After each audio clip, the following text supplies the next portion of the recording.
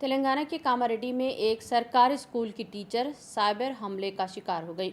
बताया गया है कि खातून टीचर मंगल को कामारेड्डी के SBI ब्रांच में अपने क्रेडिट कार्ड के मनसूखी के लिए दरख्वास्त दी थी। वहां के अमले ने इन्हें बताया कि इनका क्रेडिट कार्ड मनसूख कर दिया गया है और ईमेल के ज़रिए आला अफसरान को भेजा जाएगा। इन्हें यह भी बताया गया कि कल सुबह इन्हें एक फ़ोन कॉल आएगा जिसमें इनसे तफसीलात पूछी जाएंगी। खातून को आज सुबह 9 बजे एक फ़ोन कॉल मौसूल हुआ। फ़ोन करने वाले ने इनसे पूछा कि क्या आप क्रेडिट कार्ड मनसूख कर रही हैं। खातून ने हाँ में जवाब दिया। तहम इससे मुकम्मल तफसीलात फराहम करने को कहा गया।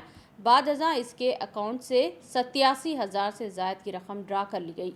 इस वाक़े के बाद खातून ने फौरी तौर पर कामारेड्डी पुलिस स्टेशन में शिकायत दर्ज करवाई। पुलिस ने मुकदमा दर्ज कर लिया और तहक़ीक़ात जारी है।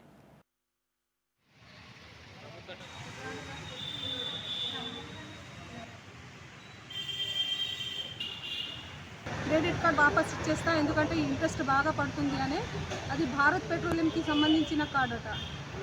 అయితే నాకు ఇంట్రెస్ట్ అది అర్థమవుతలేదు. నేను ఈ కార్డ్ వాపస్ ఇచ్చేస్తా అని నిన్న బ్యాంక్కి వెళ్తే అక్కడ ఒక